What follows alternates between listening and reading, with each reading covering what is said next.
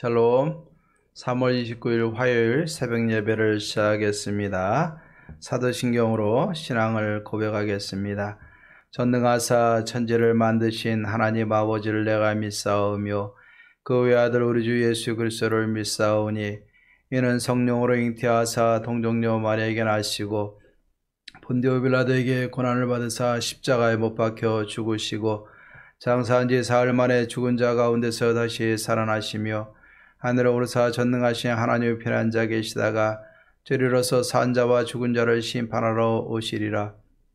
성령을 믿사오며 거룩한 공예와 성도가 서로 교통하는 것과 죄를 사하여 주시는 것과 몸이 다시 사는 것과 영원히 사는 것을 믿사옵나이다. 아멘.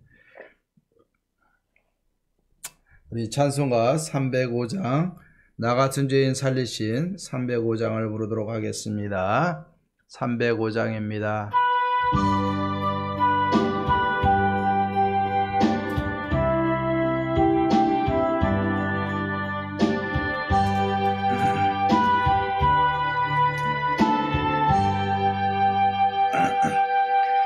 나 같은 죄인 살리신 주는 놀라워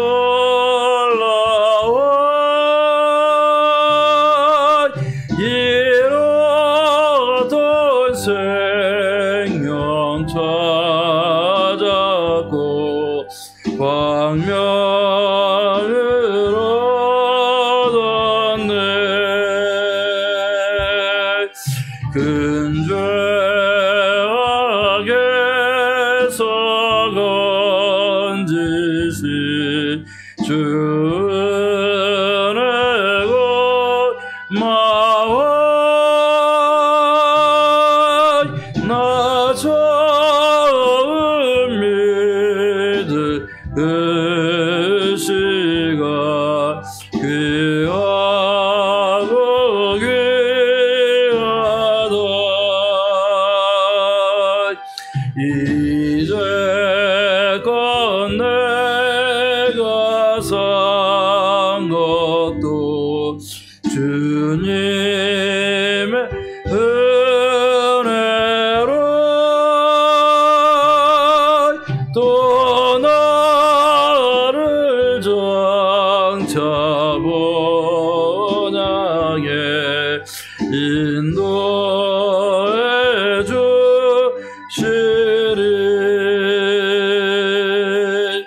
거기서 우리 영원히 주님의 은혜로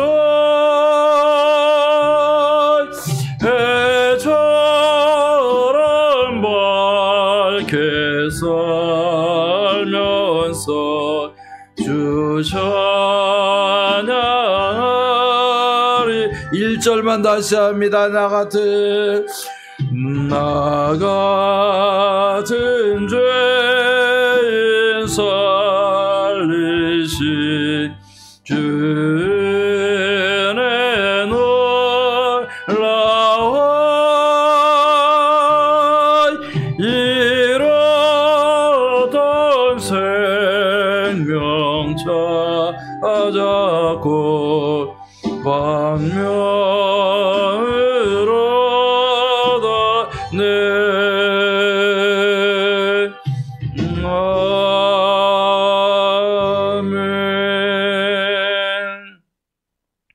아멘. 나 같은 죄인 살리신 주의 은혜 기억하며 오늘도 주의 은혜 가운데 풍성히 거하는 복된 하루 되기를 주의 이름으로 축원합니다. 오늘은 마가복음 10장 46절에서 52절까지 보도록 하겠습니다.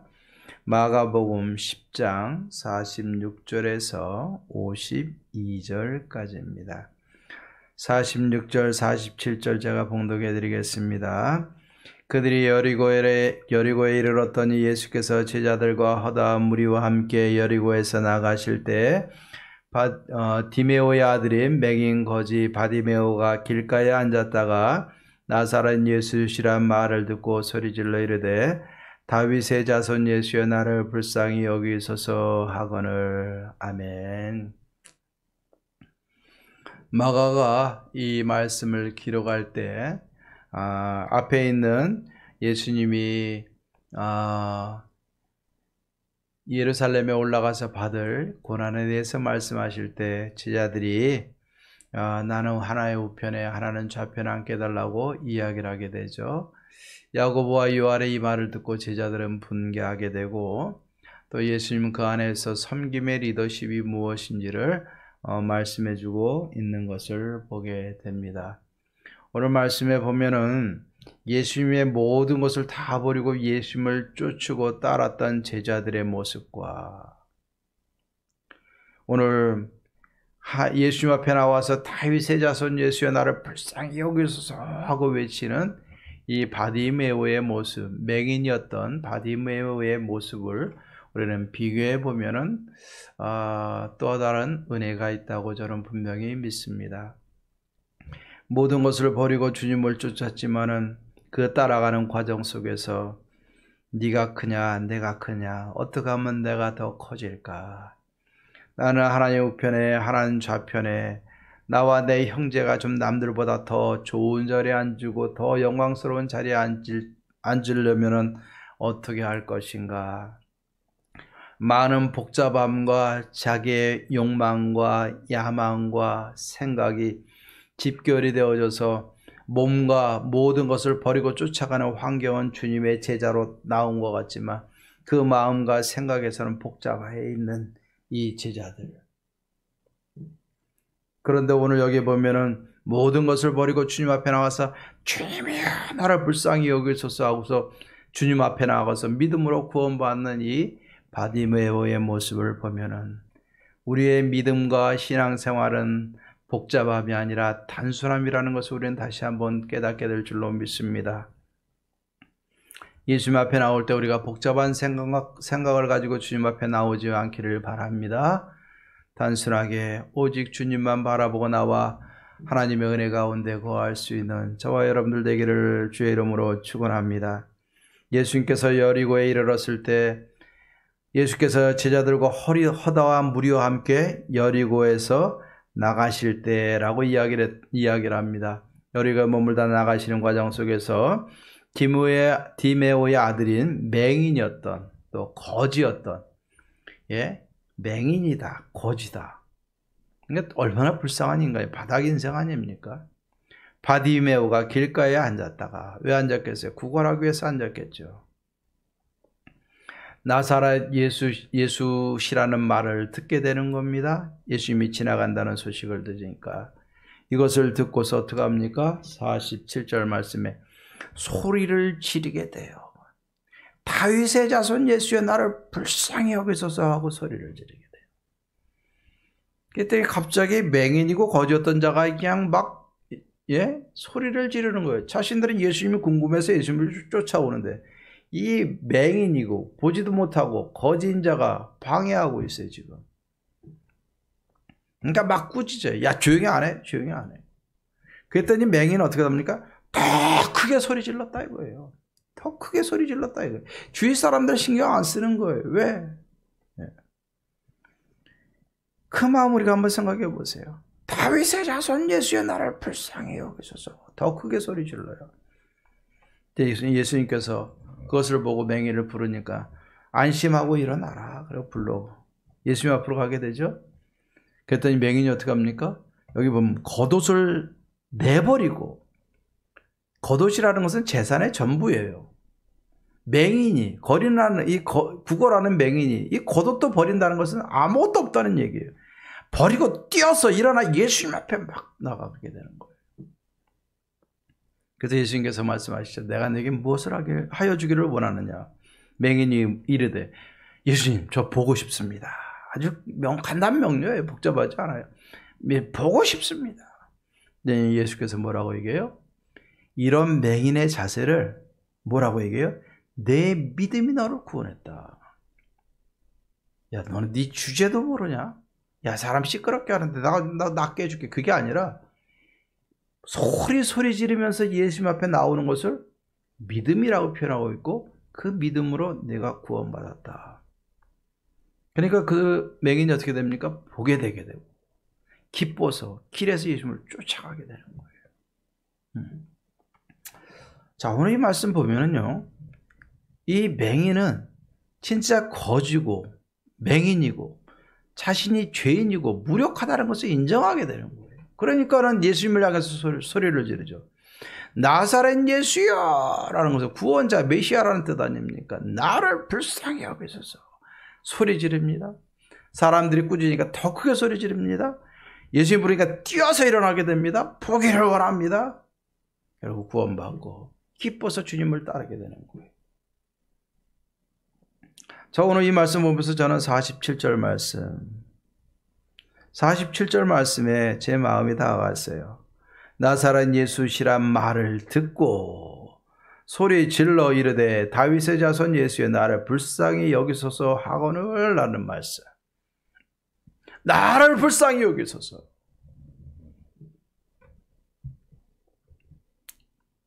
아니, 왜 내가 불쌍한 자요? 왜 불쌍한 자요? 나는 목사고 많은 사람들이 나를 대접받고 나를 위해서 기도해주고 목사님 앞에서 대접하는데 내가 왜 불쌍한 자요?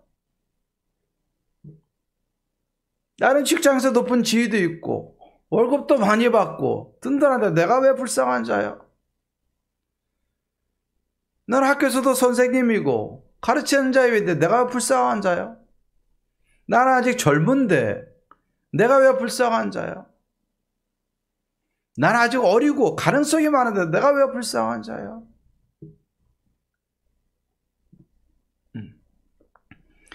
내 자신을 불쌍하다라고 인정을 해야 주님을 찾게 된다는 이야기예요.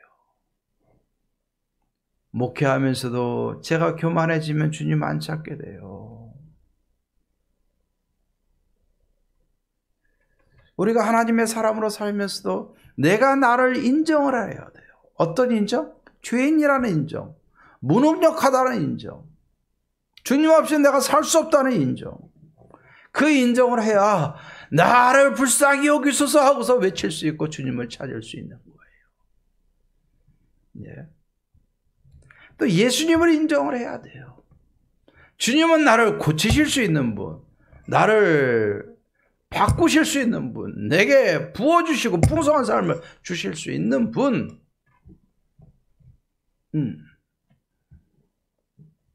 우리가 바라봄이 무엇인가를 한번 생각해 봐야 돼요. 요즘에는 똑똑한 아파트 한 채가 작은 땅콩 빌라보다, 아니 건물보다 더 비싼 세상이 되어졌다고 하죠.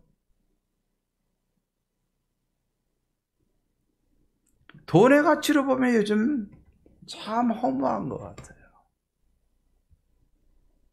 여러분, 그 비싼 집에 앉아서 내가 잠을 자면은 마음이 어떻겠습니까? 안 잡아서 모르겠어요.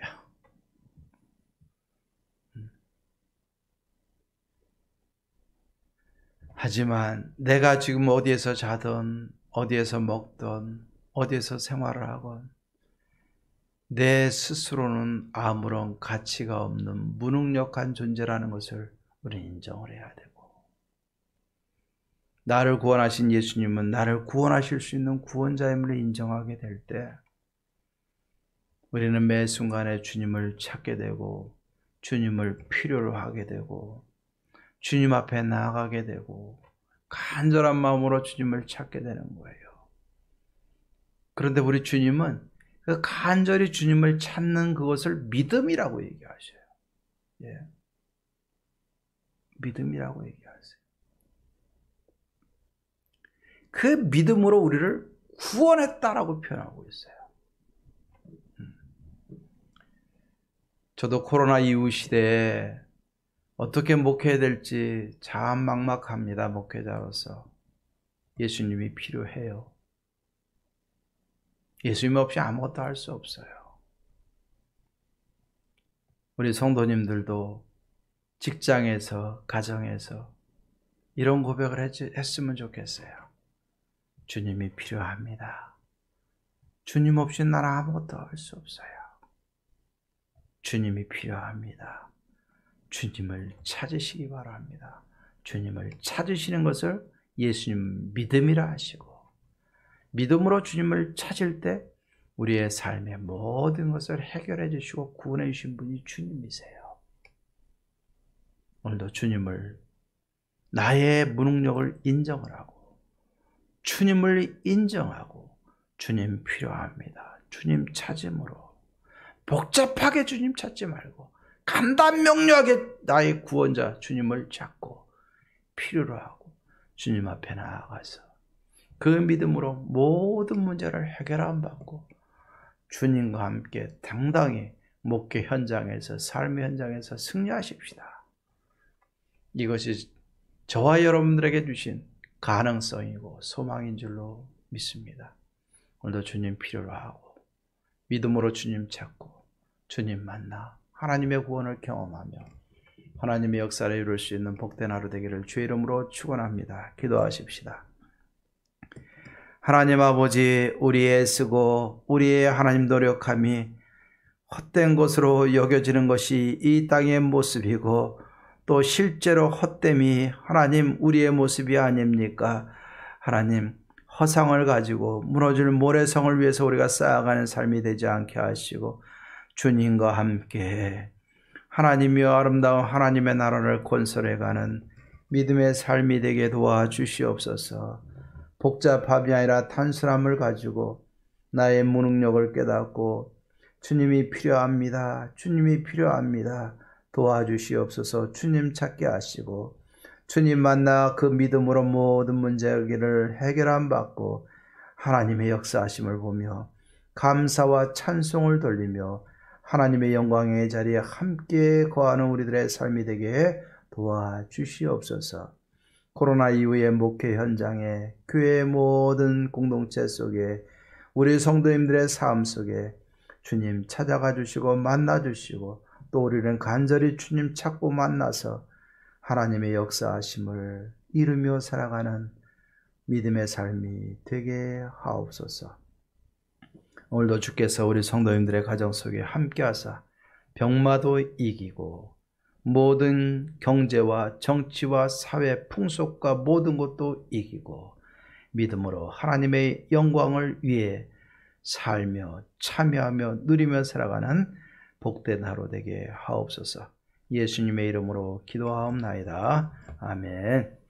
이제는 우리 주 예수 그리스도의 은혜와 하나님의 사랑과 성령의 교통하심이 믿음으로 주님 찾고 만나고 하나님의 역사를 맛보며 하나님께 기쁨으로 영광 돌리며 살아가기로 다짐하는 사랑하는 모든 성도님들과 가정과 마음의 모든 소원들 위해 이제로부터 영원토록 함께 있을지어다. 아멘. 오늘도 이 나라 또 저 북한을 위해서 기도하시고 또 전쟁 중에 있는 우크라이나, 러시아 이 세상을 위해서 기도하시고 또 우리 교회 성도님들 가정에 그 아픈 성도님들, 환우분들을 위해서 특별히 많이 기도해 주시고 오늘도 기도하고 승리하는 복된 하루 되기를 주의 이름으로 축원합니다. 주께서 함께 하십니다.